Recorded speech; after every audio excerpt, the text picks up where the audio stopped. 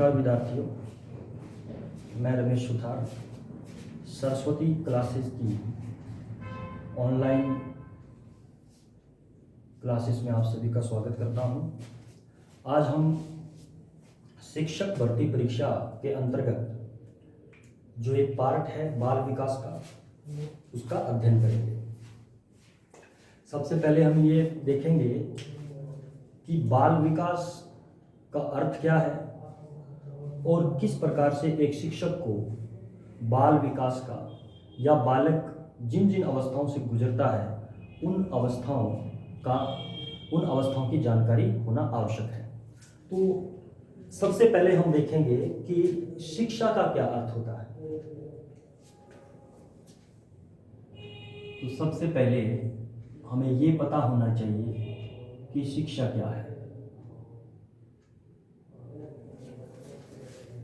शिक्षा का अर्थ होता है सिखाना,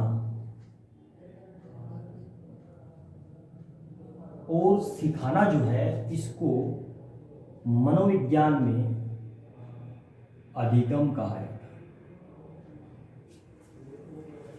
अब शिक्षा का जब हम व्यापक अर्थ देखते हैं तो शिक्षा का अर्थ है कि किसी भी राष्ट्र या किसी भी देश की जो सभ्यता, संस्कृति, परंपरा या जो मूल्य हैं, इन सभी को आने वाली भावी पीढ़ी के अंदर स्थानांतरित करना, ये जो है शिक्षा का मेन उद्देश्य होता है। तो हम ये कह सकते हैं कि किसी भी राष्ट्र या मैं कहूँ किसी भी देश की जो सभ्यता होती है, जो संस्कृति है, जो परंपरा है, जो मूल्य है, इनको कहाँ पहुंचाना है? भावी पीढ़ी तक। भावी पीढ़ी तक क्या करना है? इनको स्थानांतरण करना है। अब ये भावी पीढ़ी जो है, इस भावी पीढ़ी का क्या अर्थ है? इस भावी पीढ़ी का अर्थ है किसी भी देश के नागरिक। और हमें एक चीज का पता है कि अच्छे और सभ्य नागरिक ही जो है वो सभ्य समाज का, कोई सभ्य राष्ट्र का निर्माण करते हैं। तो जब हम सभ्य नागरिक की बात करते हैं तो हम ये बात करते हैं कि ये नागरिक जब समाज में आते हैं तो समाज में आने से पहले इन नागरिकों के ऊपर किनका प्रभाव जो है वो अधिक रहता है। तो हमारे एक बहुत ही महान वैज्ञानिक और हमारे देश के पूर्व राष्ट्रपति श्री अब्दुल कलाम जी ने ये कहा था कि किसी भी देश, कोई भी देश है, उस देश की उन्नति करने वाले जो हैं वो 3 व्यक्ति ही होते हैं। 3 व्यक्ति होते हैं जो किसी भी देश या किसी भी राष्ट्र की उन्नति में अहम योगदान देते हैं।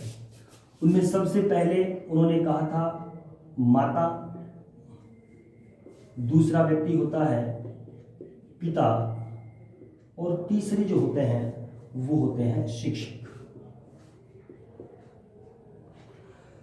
हम सामान्यतः ये पढ़ते भी हैं कि किसी भी बालक की जो प्रथम पाठशाला या पहली पाठशाला जो होती है वो उसका परिवार होता है, उसका घर होता है। पहली शिक्षक जो है वो उसकी माता होती है। तो किसी भी बालक में परिवार से कुछ गुण प्राप्त होते हैं जिसका उत्तरदायित्व तो उसके माता और पिता पर होता है। इसके बाद बालक पहुंचता है किसके पास? शिक्षक के पास। और शिक्षक जो है वो किसी भी राष्ट्र निर्माण में अपना महत्वपूर्ण योगदान देता है। तो यहाँ पे हमने 2 चीज निकाली, एक तो निकाला शिक्षक और दूसरा हमने देखा शिक्षा। तो इस प्रकार से हमने देखा कि एक शिक्षक भी जो है वो एक सभ्य नागरिक बनाने में या किसी भी देश की भावी पीढ़ी के निर्माण में अपना महत्वपूर्ण योगदान देता है। जब ये शिक्षक शिक्षा के साथ जुड़ता है तो शिक्षक और शिक्षा के बीच में जो दूरी की काम करता है, जो इनका केंद्र बिंदु होता है, वो होता है छात्र या विद्यार्थी। तो इस आधार पे हमने क्या देखा कि जब हम ये देखते हैं कि शिक्षा के आयाम कितने होते हैं, हम ये देखते हैं शिक्षा के आयाम। तो शिक्षा जो है उसके 3 आयाम होते हैं।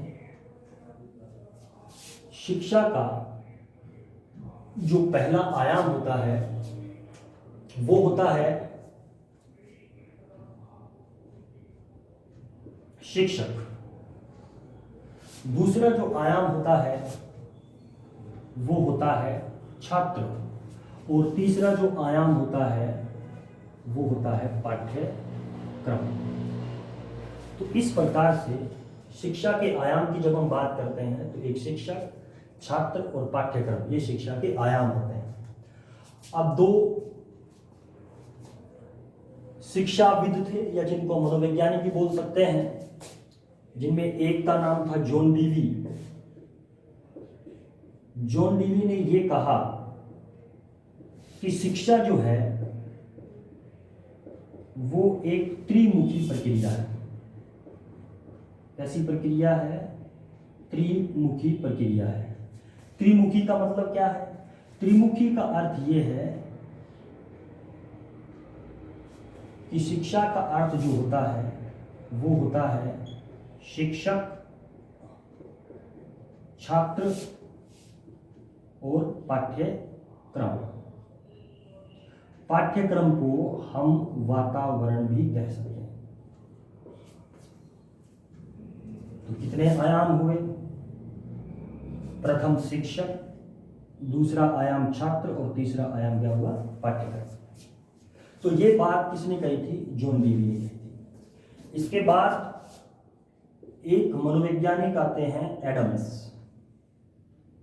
एडम्स कहते हैं कि शिक्षा द्विमुखी होती है। शिक्षा कैसी होती है? द्विमुखी होती है। द्विमुखी का क्या अर्थ है? द्विमुखी का अर्थ है, एडम्स ने ये कहा कि शिक्षा का जो अर्थ होता है वो केवल शिक्षक और छात्र इन दोनों के बीच का अंतर संबंध होता है। तो इसलिए इसने शिक्षा को कितनी मुखी बताई? द्विमुखी बताई। बहुत बार ये क्वेश्चन पूछा भी गया है कि किसके अनुसार शिक्षा त्रिमुखी होती है? तो जॉन डीवी के अनुसार शिक्षा त्रिमुखी है। किसके अनुसार शिक्षा द्विमुखी होती है? तो एडम्स के अनुसार शिक्षा द्विमुखी होती है। अब यहाँ पे हम जो महत्वपूर्ण बिंदु की बात करेंगे तो वो बात करेंगे शिक्षक, छात्र, पाठ्यक्रम। और यहाँ केवल शिक्षक और छात्र, अर्थात शिक्षक और छात्र के बीच का जो अंतर संबंध होता है, और इस अंतर संबंध से शिक्षक के प्रभाव में एक छात्र के अंदर जो अंतर्निहित योग्यता है, क्षमता है, उनका विकास होता है, उनका प्रादुर्भाव होता है, वो बढ़ती है। तो हम उसको बोलते हैं कि एक बालक को शिक्षा प्रदान की जा रही है। दूसरा, त्रिमुखी के अंतर्गत ये बोला जाता है कि एक शिक्षक जो है एक छात्र के अंदर अंतर्निहित शक्तियों का विकास जो है वो एक निश्चित वातावरण में, एक निश्चित पाठ्यक्रम के अनुसार जो है वो करेगा। इसका अध्ययन जो है हम आगे जाके करेंगे, लेकिन हमें पहुंचना है बाल विकास पे, क्योंकि जो नीट का सिलेबस है उसके अंदर हमें सिर्फ बाल विकास जो है उसके ऊपर ही फोकस करना है। तो हमें ये समझना पड़ेगा कि बाल का अर्थ क्या है और विकास का अर्थ क्या है। तो ये एक छोटी सी भूमिका थी जिससे हम पहुंच जाएं कि हमें पढ़ना क्या है। तो अब हम देखेंगे बाल विकास का क्या अर्थ होता है।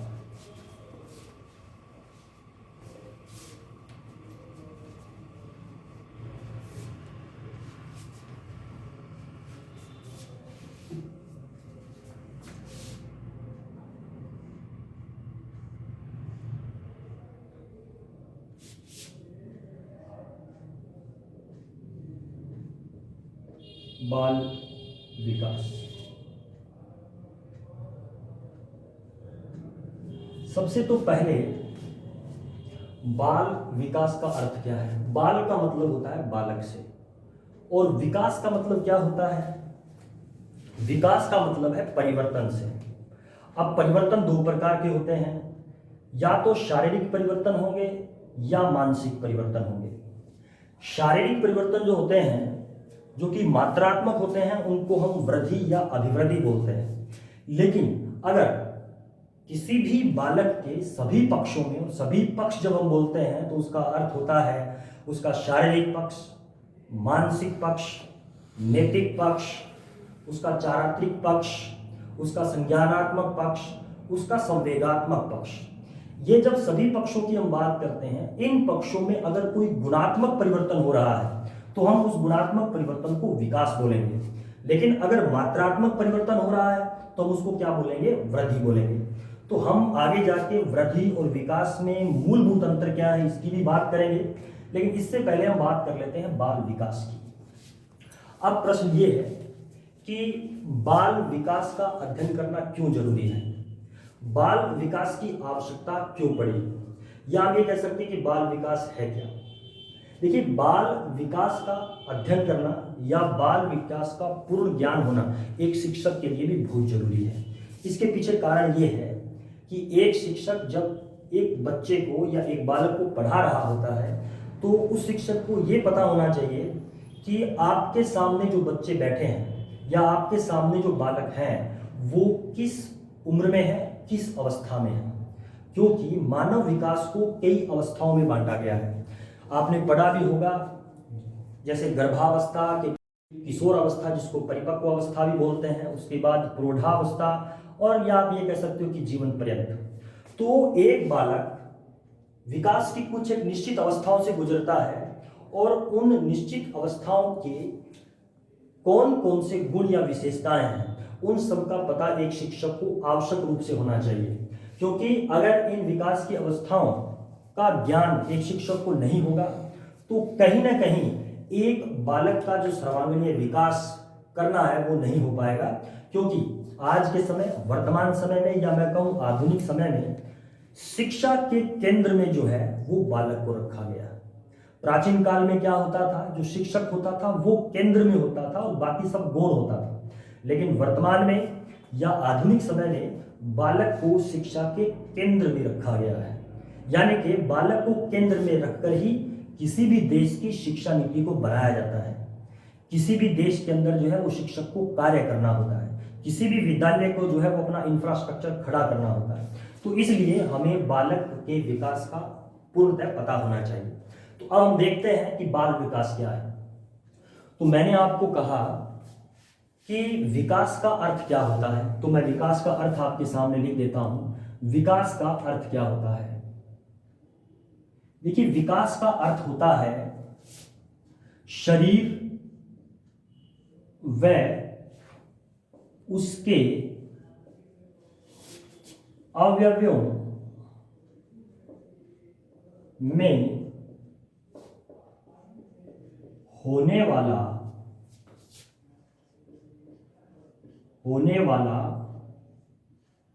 गुणात्मक परिवर्तन, होने वाला गुणात्मक परिवर्तन जिसे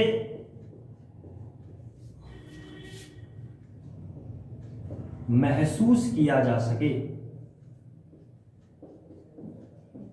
जिसे महसूस किया जा सके, विकास कहलाता है।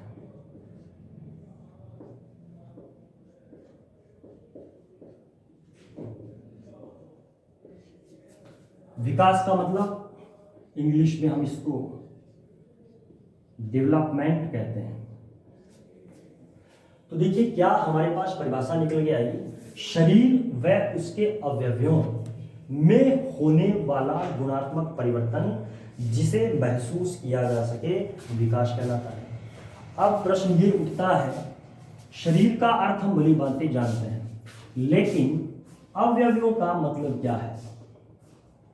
जैसे हमने डेफिनेशन में क्या कहा, हमें प्रत्येक परिभाषा का एक एक शब्द हमें पता होना चाहिए, तभी हमें जो है वो साइकोलॉजी या मनोविज्ञान जो अच्छी तरीके समझ में आएगा। एक एक शब्द का अर्थ क्या है वो हमें पता होना चाहिए। तो शरीर व उसके अवयवों में होने वाला गुणात्मक परिवर्तन जिसे महसूस किया जा सके विकास कहलाता है। अब हम ये देखेंगे कि यहाँ पे अवयवों का क्या मतलब है। तो देखिए अवयव का यहाँ पे अर्थ क्या है। अवयव जो है इनको पक्ष भी बोला जा सकता है। क्या बोला जा सकता है? पक्ष भी बोला जा सकता है। अब किसी भी बालक या किसी भी व्यक्ति की बात करूं तो उसके शरीर के बहुत से अवयव होते हैं, उसके जीवन में बहुत से पक्ष होते हैं। जिन पक्षों की हम बात करें तो जैसे पहला पक्ष होता है उसको हम बोलते हैं शारीरिक पक्ष। पहला पक्ष होता है शारीरिक पक्ष। दूसरा पक्ष होता है मानसिक पक्ष। मानसिक पक्ष। तीसरा पक्ष जो होता है वो होता है सामाजिक पक्ष।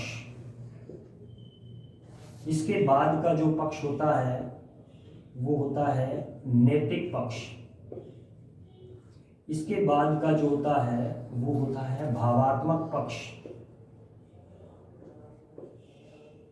इसके बाद जो होता है वो होता है संवेगात्मक पक्ष। संवेगात्मक पक्ष। और ऐसे ही एक पक्ष और होता है मनोगत्यात्मक पक्ष। मनोगत्यात्मक पक्ष। तो मैंने आपके सामने कुछ पक्ष लिखे हैं, शारीरिक पक्ष, मानसिक पक्ष, सामाजिक पक्ष, नैतिक पक्ष, भावात्मक पक्ष, संवेगात्मक पक्ष और मनोगत्यात्मक पक्ष। हमारी परिभाषा क्या कहती है? सिर्फ विकास की परिभाषा मैं आपको बता रहा हूं, न कि मैं बाल विकास की परिभाषा आपको बता रहा हूं। शरीर व उसके अवयवों। अवयवों का मतलब, जब अवयव हम बोलते हैं तो इसका मतलब होता है ये सारे के सारे पक्ष।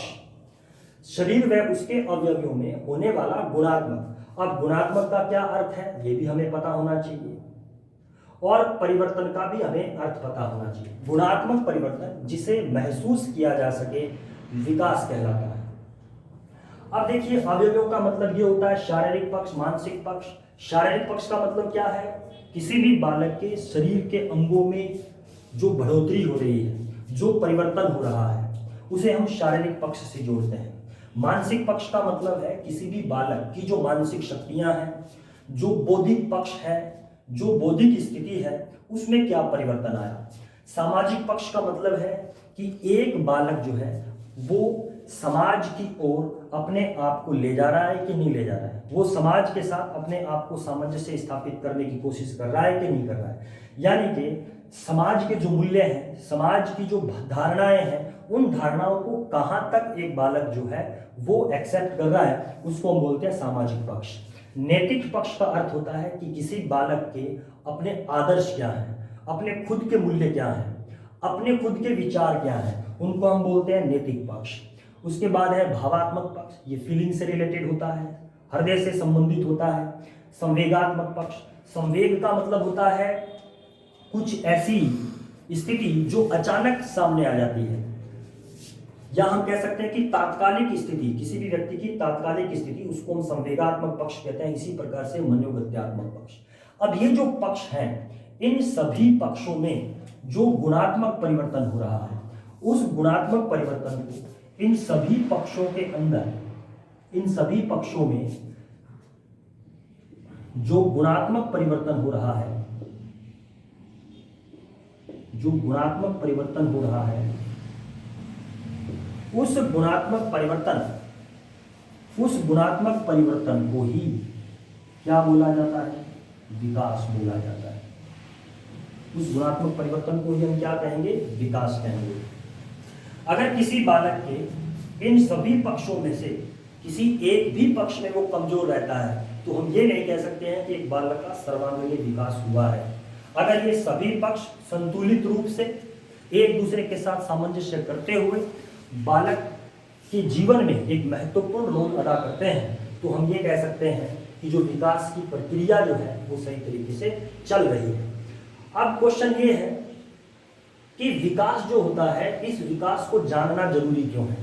इस विकास को जानना इसलिए जरूरी है कि अगर हम एक बालक के विकास की प्रत्येक प्रक्रिया या प्रत्येक अवस्था या उसके जो गुण हैं, उसकी जो विशेषताएं हैं, उसको अच्छी तरीके से जान लेंगे तो हम ये बता सकते हैं उस बच्चे के बारे में, उस बालक के बारे में कि वो बालक भविष्य में किस स्तर पर या कहाँ तक पहुँच सकता है।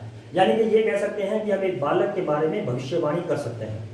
और जब हम एक बालक के बारे में भविष्यवाणी कर सकते हैं तो हम ये भी बता सकते हैं कि हमारा राष्ट्र और हमारा समाज जो है वो किस स्थिति पर पहुँचने वाला है। तो ये थी विकास की परिभाषा।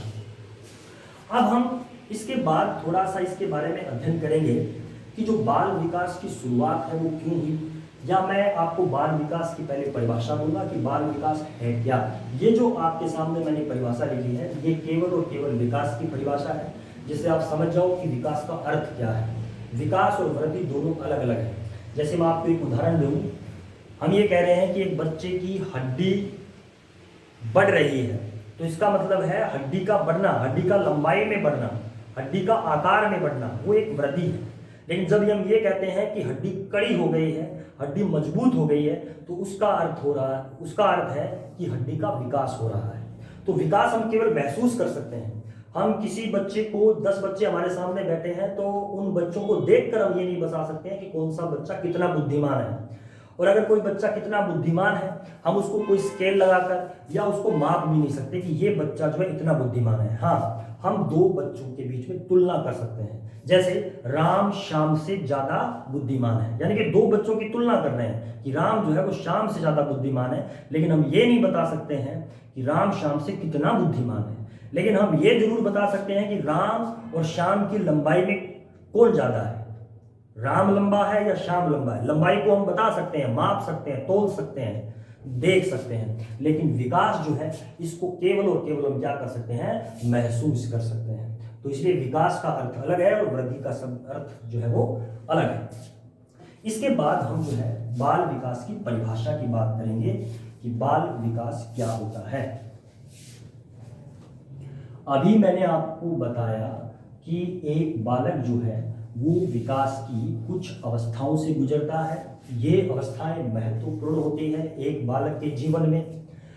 अब हम देखेंगे कि ये अवस्थाएं कौन कौन सी है। सबसे पहले देखिए, एक बालक सबसे पहले गर्भावस्था में होता है। जो बालक की पहली अवस्था होती है, जहां से विकास स्टार्ट हो जाता है, परिवर्तन होने स्टार्ट हो जाते हैं, इसको हम बोलते हैं गर्भावस्था, या इसको हम कहते हैं गर्भाकाल।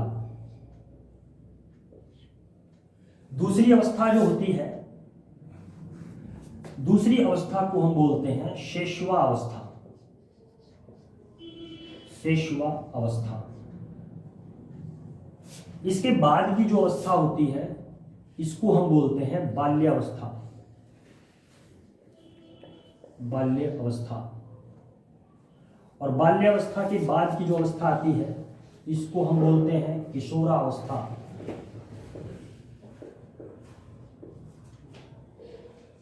या इसको हम परिपक्व अवस्था भी बोलते हैं, परिपक्व अवस्था। परिपक्व अवस्था के बाद की जो अवस्था होती है उसको हम बोलते हैं, और प्रौढ़ा अवस्था के बाद की जो अवस्था होती है उसको हम बोल देते हैं वृद्धावस्था, या आप जीवन पर्यंत शब्द भी यूज कर सकते हैं। तो हम इसके लिए वर्ड यूज करेंगे वृद्धावस्था, या हम शब्द यूज करेंगे जीवन पर्यंत।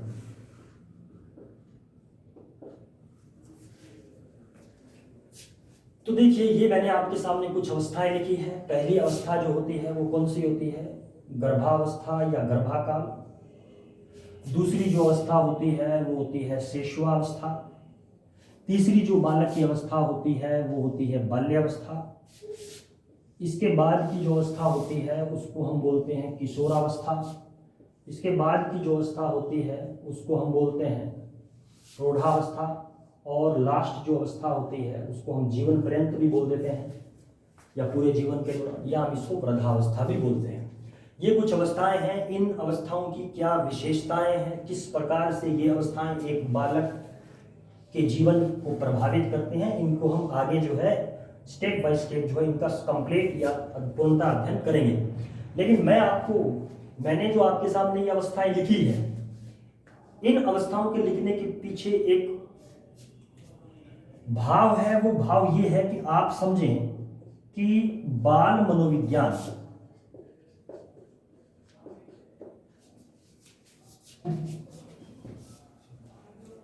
हम ये समझें कि बाल मनोविज्ञान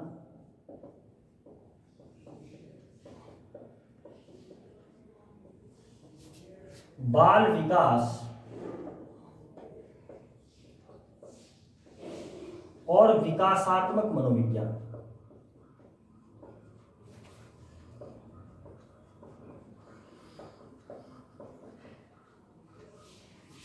मेरे कहने का मतलब ये है कि ये जो 3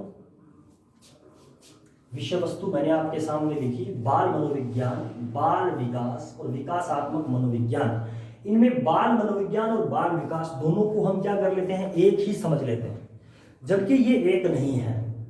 बाल मनोविज्ञान अलग शाखा है, बाल विकास अलग शाखा है और विकासात्मक मनोविज्ञान अलग शाखा है।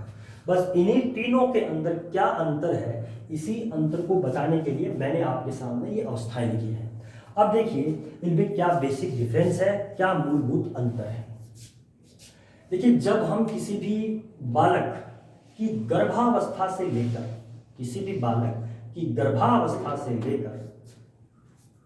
उसकी किशोरावस्था तक का अध्ययन करते हैं, यानी कि गर्भावस्था, शेषवावस्था, बाल्यावस्था और किशोरावस्था, जिसको परिपक्व अवस्था भी बोलते हैं, यहां तक कि जब हम स्टडी करते हैं, अध्ययन करते हैं, तो हम उसको बोलते हैं बाल विकास। क्या बोलते हैं? बाल विकास। लेकिन जब हम किसी भी बालक की शेषवावस्था और बाल्यावस्था, इन दोनों अवस्थाओं का अध्ययन करते हैं, तो हम उसको बोलते हैं बाल मनोविज्ञान। और जब हम गर्भाकाल या गर्भावस्था से लेकर उसका जीवन पर्यंत यानी कि वृद्धावस्था तक संपूर्ण अध्ययन करते हैं, तो हम उसको बोलते हैं विकासात्मक मनोविज्ञान।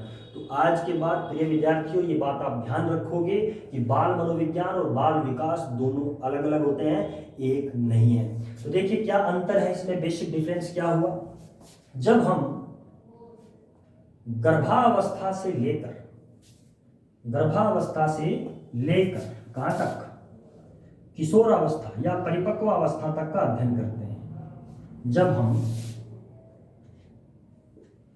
जब हम गर्भावस्था से लेकर, गर्भाकाल से लेकर किशोरावस्था या परिपक्वावस्था तक का अध्ययन करते हैं, तो हम इसको क्या कहते हैं, इसको बोलते हैं बाल विकास।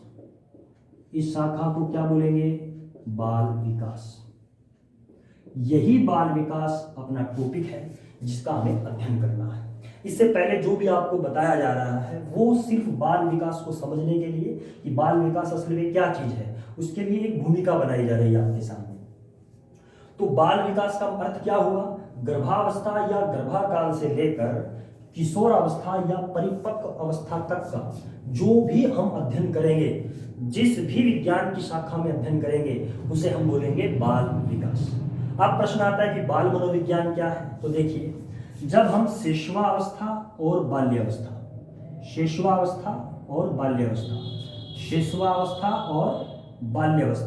इन दोनों अवस्था का अध्ययन करते हैं, तो हम इसको क्या बोलते हैं? इसको बोलते हैं बाल मनोविज्ञान। इस चीज को आप हमेशा ध्यान रखेंगे, क्योंकि हम बाल मनोविज्ञान और बाल विकास दोनों को एक ही समझ लेते हैं, ये एक नहीं है, इन दोनों में ये अंतर है। जब हम गर्भावस्था से किशोरावस्था तक का अध्ययन करते हैं तो बाल विकास, चाइल्ड डेवलपमेंट, और जब हम शेषवावस्था और बाल्यावस्था का ही अध्ययन करते हैं तो उसे बोलते हैं बाल मनोविज्ञान, चाइल्ड साइकोलॉजी। अब तीसरा है विकासात्मक मनोविज्ञान। विकासात्मक मनोविज्ञान का अर्थ है जब हम गर्भावस्था से लेकर कहां तक का अध्ययन करते हैं? गर्भावस्था से लेकर जब हम वृद्धावस्था तक, या मैं कहूं जीवन पर्यंत एक व्यक्ति के विकास का या मानव के विकास का अध्ययन करते हैं, तो हम उसे बोलते हैं विकासात्मक मनोविज्ञान। विकासात्मक मनोविज्ञान। विकासात्मक मनोविज्ञान। तो मैं आशा करता हूं कि आपको ये बात बिल्कुल क्लियर हो गई होगी कि बाल विकास क्या है, बाल मनोविज्ञान क्या है और विकासात्मक मनोविज्ञान क्या है। इसके बाद हम देखेंगे, अब हम अपने मेन टॉपिक पे आएंगे जो हमारे सिलेबस में है, और वो मेन टॉपिक जो हमारे सिलेबस में है वो है बाल विकास। तो अब हम जब बाल विकास को पढ़ेंगे आगे, जितने भी टॉपिक्स इसके अंदर अपने को पढ़ने हैं, तो अपने को ये चीज दिमाग में रखनी है कि बाल विकास का अर्थ क्या है। गर्भावस्था या गर्भाकाल से लेकर किशोर अवस्था और परिपक्वावस्था तक का ही अध्ययन।